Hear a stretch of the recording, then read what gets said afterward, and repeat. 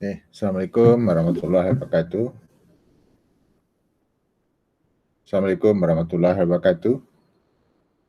Selamat pagi, good morning. So we continue our discussion on the publication. So in this lecture, I would like to explain the process and also my experience to publish a research paper in a journal, especially in the reputable scientific journal.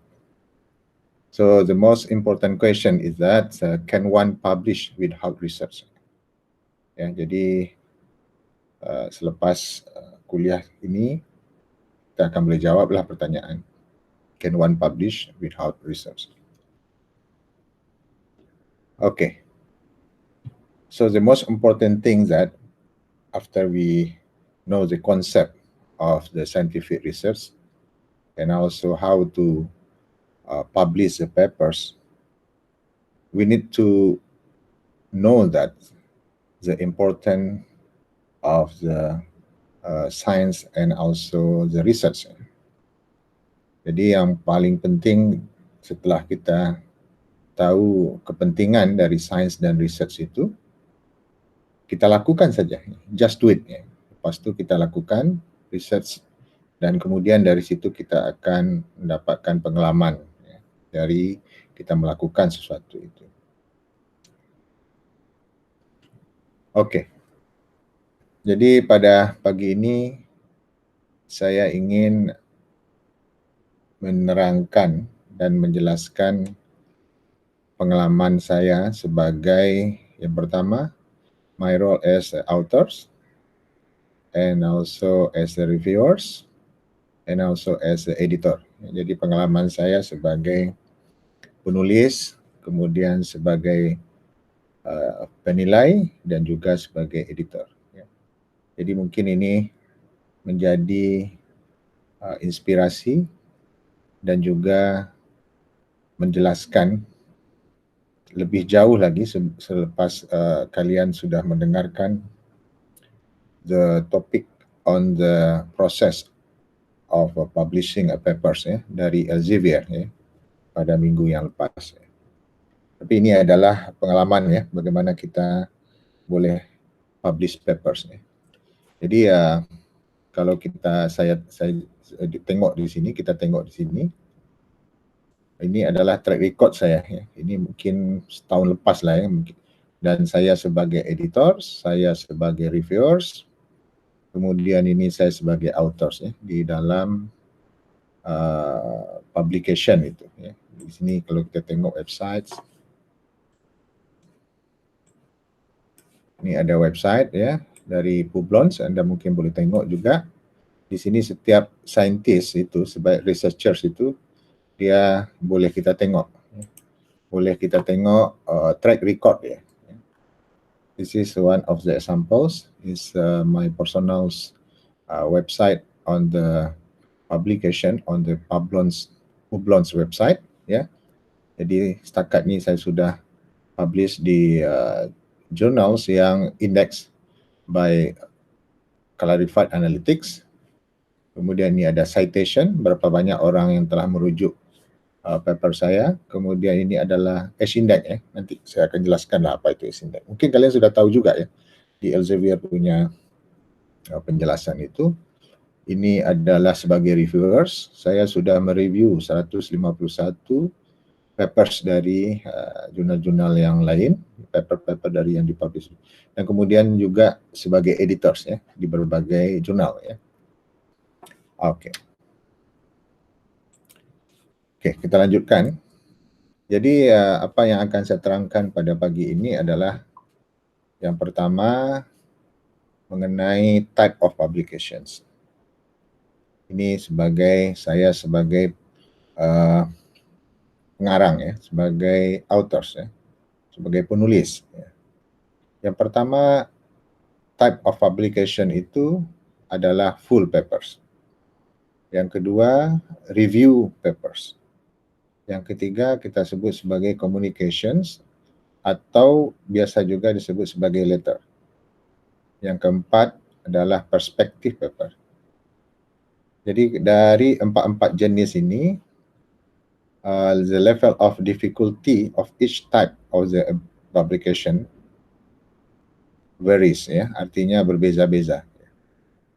Biasanya yang paling menurut saya yang agak sukar itu adalah kita menulis paper yang terakhir nih, perspective paper. Perspective paper ini adalah paper hanya boleh ditulis oleh orang yang telah mempunyai pengalaman di dalam bidang itu. Jadi dia boleh menerangkan the future direction, dia menerangkan perspektif dia dari bidang itu, ya. Macam mana misalnya orang telah melakukan eksperimen tetapi dia criticize, ya, eksperimen. Ada perspektif dia. Apakah masa depan bidang ini boleh berkembang dengan baik atau ada bidang lain yang compete dengan bidang itu. Ini yang paling sukar, ya. Karena apa? Karena hanya orang yang berpengalaman saja. Saya jarang, tidak pernah saya membaca paper, perspektif paper yang ditulis oleh junior researchers, ya. Biasanya senior researchers. Kemudian ini communication ini juga agak sukar juga karena kita hanya dalam 2 atau 3 muka surat saja, ya. Yang paling senang itu ya full papers, ya. Dengan review paper ini agak senang kita dapat publish. Kita ada data yang lengkap, kemudian kita publish, ya. Tapi bezanya antara full paper dengan review paper ini adalah full paper itu adalah hasil dari penyelidikan. Tetapi review paper ini bukan dari hasil penyelidikan, tetapi adalah hasil dari study kita mengenai review, literature review, ya. Jadi paper-paper itu kita baca, kita study, kemudian kita tuliskan, ya. Jadi tidak ada eksperimen di situ di review paper itu. Oke, kita tengok dulu yang pertama, full papers, ya. Ini ada contoh full papers. Oke, ini papers yang saya publish dengan PhD student saya tahun lepas. Di Progress in Organic Coating. Tajuknya adalah Carbon Containing Titanium Coated Stainless Steel Prepared by High Voltage Powder Spray Coating and its Adhesion Phenomena. Jadi ini adalah hasil kajian selama program PhD dari para syuhada pada tahun lepas, ya. Ini kita publish tahun lepas, tapi dia sudah graduate 2 tahun lepas. Ini tersebut sebagai full papers karena papers ini sangat lengkap, ya, sangat lengkap. Kalian tengok di sini, ya, kalau kita besarkan sedikit. Oke, jadi ini ada abstract, ya, kemudian ada introduction, sama seperti biasa ada experimental, kemudian kita ada result, ini result in discussion, dan sangat lengkap, ya. Jadi kita analyze sampel itu dengan sangat lengkap dan kemudian kita elucidate the adhesion phenomena dia, adhesion fenomenanya dengan menggunakan berbagai spektroskopi method, ya. Jadi paper ini, full paper ini sangat komprehensif, ya, sangat komprehensif. Kalau kalian tengok ini ada sekitar berapa muka surat? 16 muka surat, 15 muka surat, 15 muka surat. Dan kemudian kita juga ada, kita letakkan di papers ini adalah supplementary data, ya. Supplementary data. Jadi di mana kita boleh download sini nih? Oh, ini harus bayar, ini harus bayar, ya. Oh, sini. Ini ada ekstra dokumen, ya. Oh, tak boleh download. Oke, tak apa. Jadi ini adalah sebagai salah satu contoh publication yang kita sebut sebagai full papers, ya. Full papers. Jadi betul-betul lengkap ini, ya, betul-betul lengkap. Seperti yang kita bincang di Elsevier pun bincang, kita harus ada introduction, kemudian experimental yang komplit dan lengkap semua. Oke. Dan paper ini telah dibincangkan oleh majalah, ya, di Italy. di feature on the magazine ya, karena kita elucidate ya the adhesion phenomena yang karbon kita coat di stainless steel itu kenapa dia boleh kuat ya, what the effect of the structure on the properties ya. Oke. Kemudian yang selanjutnya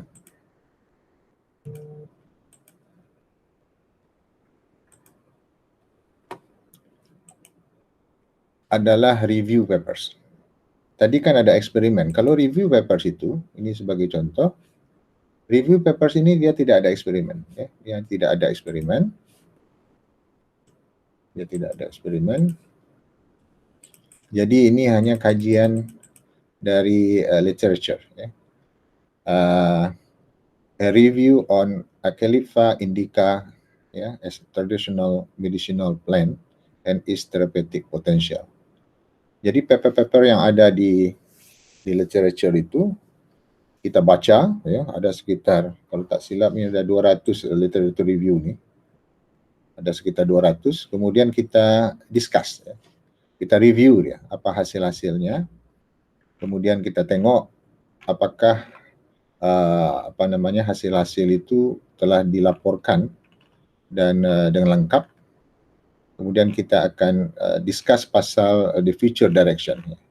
Jadi ini Acalypha indica ini pokok ya.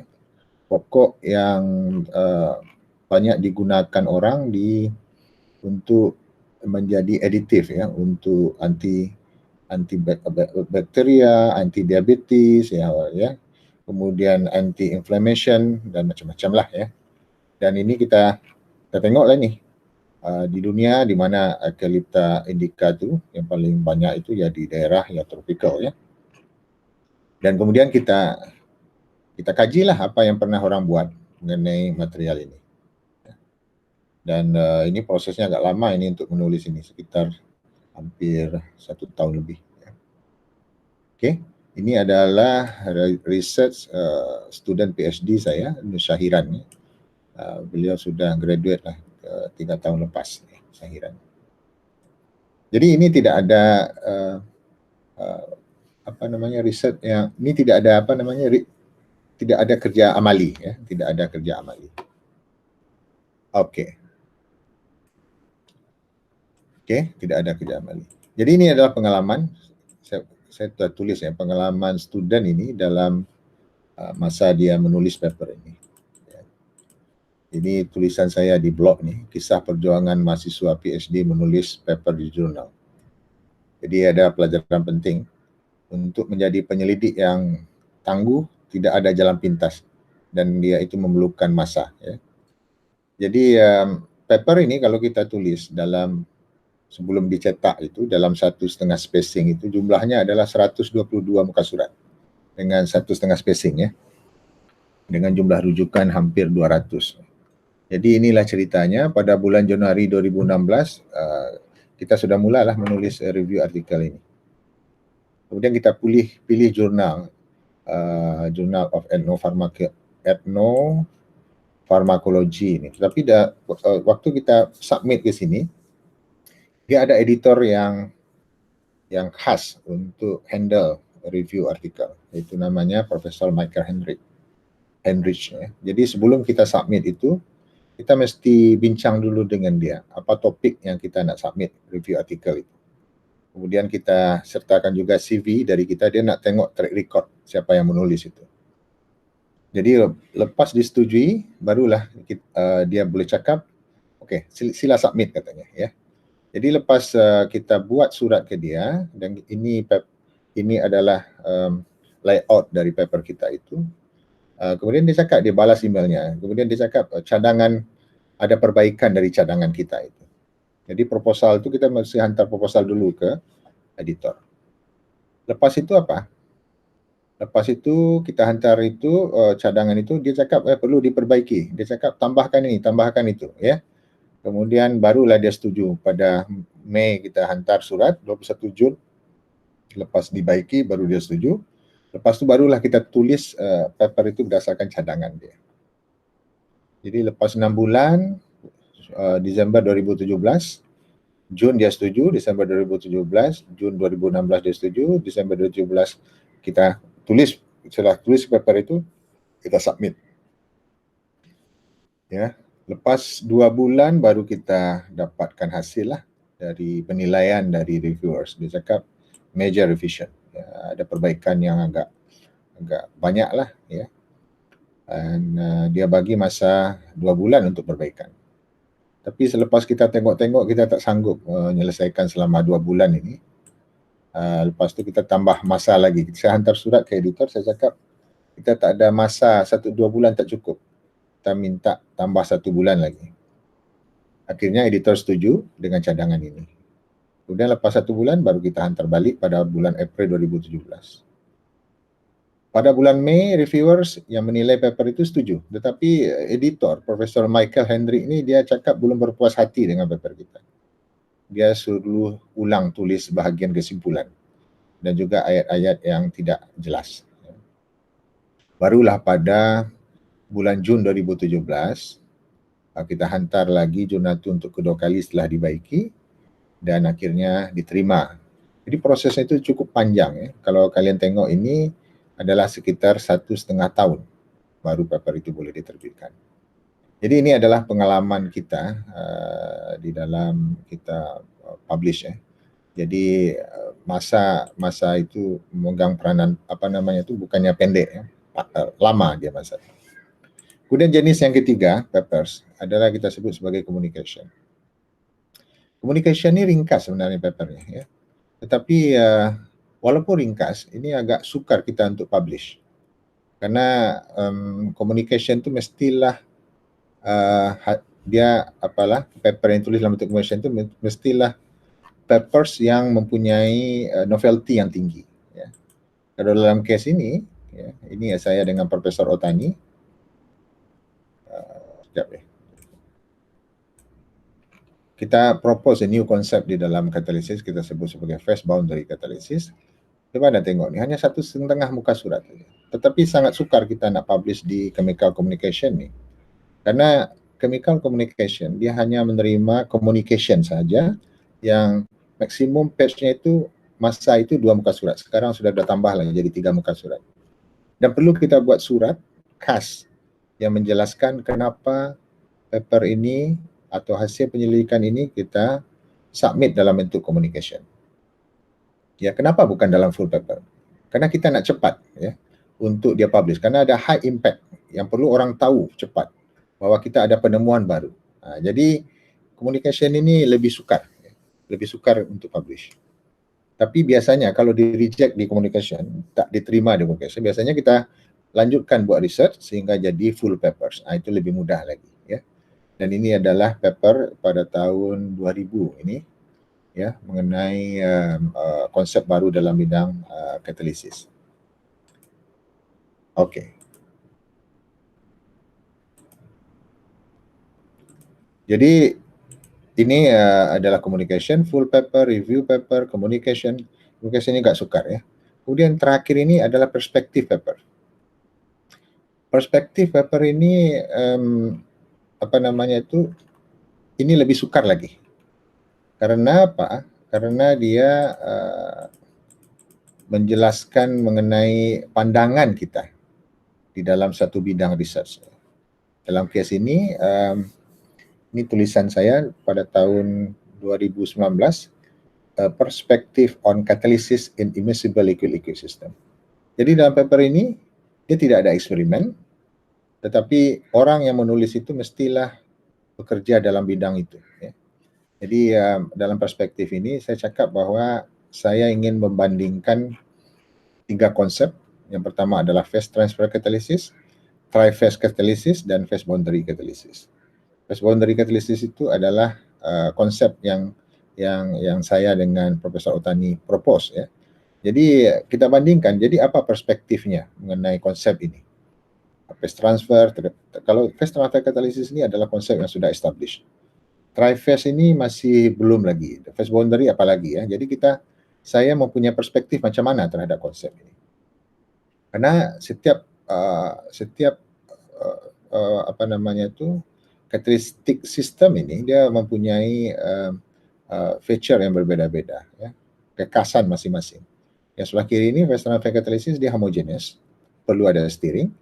Tri-phase pun macam tu, dia perlu ada steering, tapi bezanya adalah bahwa mungkinnya itu ini adalah homogen, ya, liquid yang larut di dalam liquid lagi. Kalau ini tak larut karena dia solid. Kalau phase boundary catalysis berbeza. Ya. Ini yang kita propose pada tahun 2000 dan kemudian saya dengan PhD student pun banyak buat research ini selama saya di UTM. Apa bezanya antara ketiga konsep itu dan apa kelebihan dan kekurangannya? Oleh karena itu kita terangkan sedikit mengenai basic konsepnya, kemudian kita bagi perspektif. Ya. Ini saya compare antara phase transfer catalysis, tri-phase catalysis, dan phase boundary catalysis. Apa strength-nya, apa weakness-nya, dan apa opportunity-nya. Jadi ini adalah mengenai perspektif saja. Ya. Jadi saya cakap di dalam paper ini bahwa the opportunity to get a better catalysis system with high conversion, high rate, high selectivity, easy separation of product, stable catalysis, dan reaction under static condition. Itu ada opportunity kalau kita gabungkan konsep-konsep ketiga-tiga ini. Macam mana caranya kita nak gabungkan? Nah, itu yang saya explain di dalam paper ini. Okay. Jadi kita ada tiga jenis, empat jenis type of publication: full paper, review paper, communication, atau letters. Dan ini ada satu lagi contoh nih, ya. Ini ada satu lagi. Ini adalah paper saya dengan letter, dalam bentuk letter, sama juga. Ini Safrina waktu dia PhD. Ini juga kita buat tulis surat, ya. Kenapa kita publish dalam bentuk letters? Jadi hanya 3 muka surat saja. 1, 2, 3, ya. Tetapi Anda tengok ini supporting information-nya itu cukup ada juga, ya, ada 3 muka surat juga. Jadi untuk publish kita dalam bentuk communication dan letter ini agak sukar, ya, agak sukar. Yang paling sukarnya juga perspektif paper ini lebih sukar lagi. Oke. Jadi ini adalah type of publication. Jadi macam mana kita nak menulis, ya?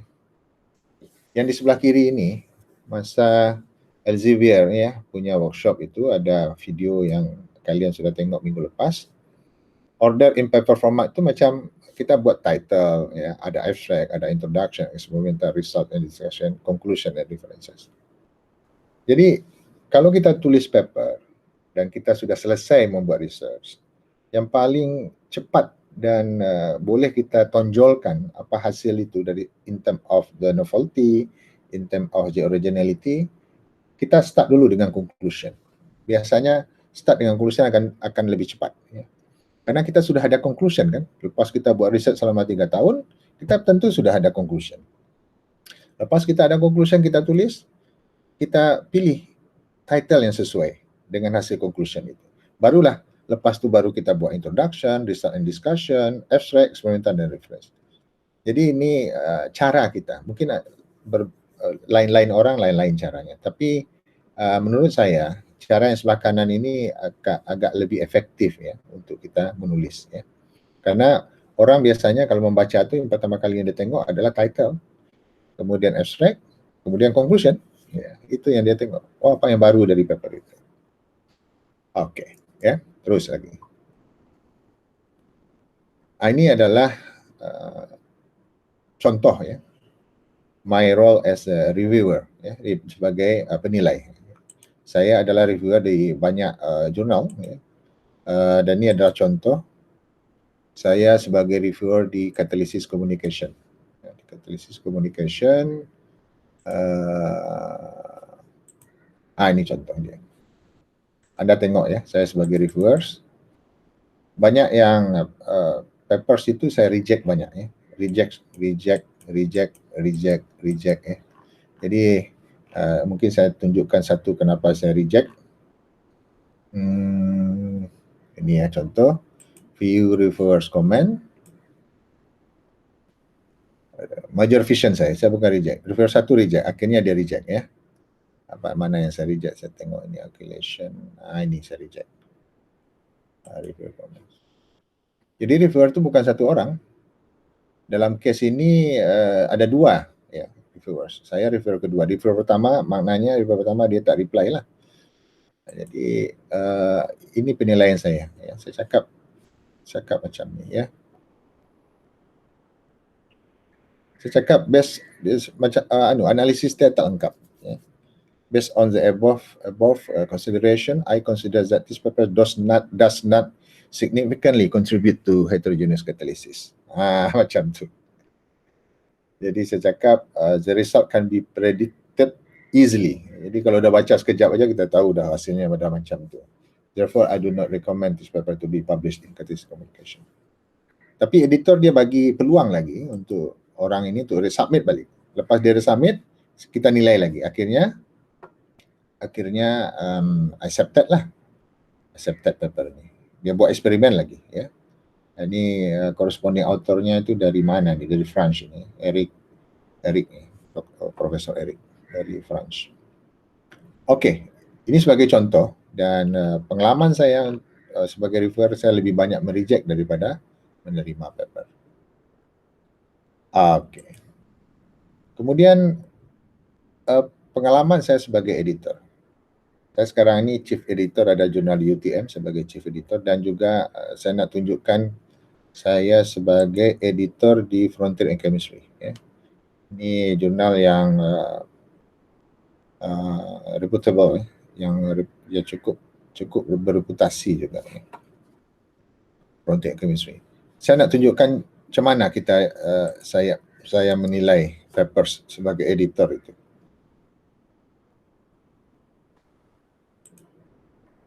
Okay, ini websitenya. Jadi sebagai editor itu, ya kita, ini saya sudah buka tadi. Ya ini sebagai contoh ya, sebagai contoh. Jadi di jurnal ini saya sebagai editors dan ini adalah my editing assignments. Jadi sebagai editor tu saya sebagai editor saya cari reviewers, kemudian kita macam mana kita nak buat keputusan untuk paper ni diterima atau tidak, ya, terima atau tidak. Ini adalah contoh ya, perdebatan antara reviewers dengan authors. Jadi papers ini disubmit oleh Profesor Yong Sek Shun. Kita tengok ni siapa ni Yong Sek Shun. Yong Sek Shun ini adalah profesor di orang Korea, tetapi dia profesor di California State University Long Beach, United States. Dan prosesnya adalah saya sebagai editor, saya cari reviewers. Ya. Jadi 31 Mac, corresponding author Yong Sek Shun submitted manuscript. Pada 2 April, Associate Editor Hadinur accepted to edit this manuscript article. Kemudian saya cari reviewers. Ya. Saya invite Peng Liu, saya invite Eric Monfrier, saya invite Eric, macam-macam lah saya invite lah. Lepas tu tak semuanya menerima kan, kerana banyak yang busy kan. Akhirnya yang menerima itu ada 3 orang yang reviewers itu.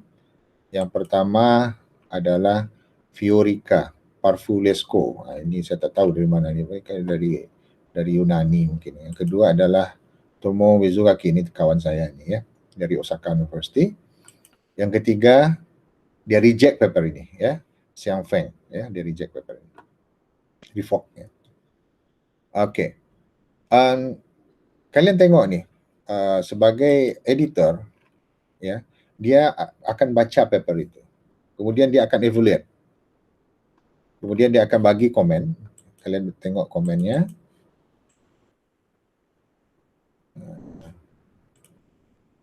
Ya, evaluation-nya Profesor Mizugaki. Evaluation-nya itu yang pertama adalah summarize ya, the main finding of the study. Okay. Dia cakap bahawa dia cakap in this manuscript the author described the steric ligand effect on the stability and the catalytic performance on palladium nanoparticle. Okay. Kemudian dia substitute lah dengan berbagai macam thiosulfate. Ya. Kemudian dia criticize ini. Ya. Dia cakap The reviewer recommends the authors to carry out several experiments to strengthen their discussion and their conclusion. Dia suruh tambahkan data TEM image. Ya. Kemudian dia tanya lagi, stabilization itu macam mana? Ya. Apakah di dalam analisis gunakan TEM itu dan sebelum dan sesudah itu apakah nampak tak stabilization? Kemudian dia suruh tambah juga elemental analysis. Kemudian ada lagi komen yang lain. Kemudian dijawablah sama Profesor Yong Seok-Shun ini. Dia cakap, okey. Dia cakap, dia masukkan data ya, review supporting file ini, TEM. Lepas itu dibalas lagi oleh Tomoe Mizugaki. Dia cakap, apa lagi ni? Dia cakap bahawa, ini as for the answer to issue number 5, the reviewer cannot access the revised manuscript. Oh, dia lupa mungkin letakkan revised manuscript di situ kan. Kemudian dia cakap, dia dibalas lagi, dia reply lagi. Ini yang paling penting ini. Dia akan minta data TEM, ya, dalam recent electron microscope. Tetapi Profesor Yong Seok-Shun ini, dia cakap, evidence-nya sudah cukup lah, tak perlu lagi kita buat eksperimen katanya. Itu satu. Yang kedua adalah karena COVID-19, karena coronavirus tu, our lab has been closed since the middle of March and there is no firm timetable when our lab and university will reopen. Dia cakap. Jadi dia tak boleh supply TEM. Dan si Mizugaki dia nak juga TEM itu. Ya. Dia nak juga di TEM itu. Dia reply macam ni. The reviewer understand the difficult. Dia tak tahu siapa reviewernya kan. Disebutlah. The reviewer understand the difficult situation of the authors carry out the additional experiments not only for authors but also the other researchers in the world. But from the scientific point of view, once the manuscript is published, the influence of COVID-19 on the experiment is nothing to do with the readers and the scientific results and discussion. Jadi jangan dialihkan masalah tu, makmal tu ditutup katanya. Kemudian dibalas lagi sama Yong Seok-Shun itu. Ya, dibalas, dia cakap, dia berdebat lah. Ya, dia debat. Lepas tu dia cakap lah, dia tak nak supply juga kerana dia TEM tertutup. Dia cakap betul-betul ni. TEM image of palladium nanoparticle beta and gamma after the reaction are absolutely critical for the acceptance of this molecule. I trust the editor will make the final decision accordingly. Jadi dia sudah explain bahawa yang saya buat ini sudah very clear lah bahawa kita dah boleh evidence yang cukup untuk buat kesimpulan bahawa the effect daripada ligan tadi itu dia boleh kita buktikan dengan TEM yang sedia ada. Lalu dia suruhlah saya sebagai editor itu untuk buat final decision. Tomoe Mizugaki pun dia cakap juga terakhir setelah dia debat itu. Dia cakap dia minta juga TEM, tapi akhirnya dia serahkan kepada saya lah. As for the TEM images, the reviewer recommends that TEM images are helpful for readers, but it is up to the editor's decision. Kemudian saya reply lah, ya. Saya sebagai editor saya reply lah, apakah perlu ada TEM lagi apa tidak? Lalu saya jawab macam ni. Saya cakap bahawa discussion very interesting. Kemudian saya cakap bahawa papers ini sebenarnya ada cukup lah tanpa ada TEM, karena sebenarnya yang saya nampak dia sudah cukup untuk relatekan antara structure dengan properties dengan catalytic activity relationship. Jadi sudah cukup lah saya cakap. Lalu saya cakap bahawa since the authors cannot supply the requested TEM images, the reaction pathway shown in the scheme 2 are truly a proposal that need to further prove in the future research.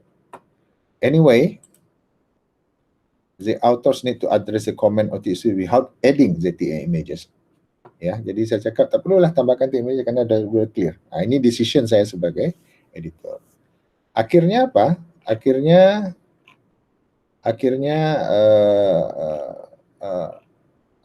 dia approve lah, ya. Dan ini caranya Frontier and Chemistry dia buat ini, ya. Lepas itu dia endorse. Jadi reverse satu endorse, reverse sudah endorse, ya sudah, saya buat decision, accept the publication. Jadi ini adalah proses di dalam kita di dalam publication itu, dan ini adalah pengalaman saya sebagai editor. Jadi sebagai kesimpulan, kalian sudah nampak kan bahwa dalam publication itu ada berapa jenis? Ada 4 ya. Satu full papers, kedua review artikel, ketiga apa tadi? Communication atau review communication atau letters, yang keempat adalah perspective paper. Jadi tingkat kesukarannya itu ya ini paling sukar, perspective paper. Tidak semua orang boleh buat paper seperti perspective paper, hanya orang-orang yang berpengalaman saja. Jadi itu ya, saya tutup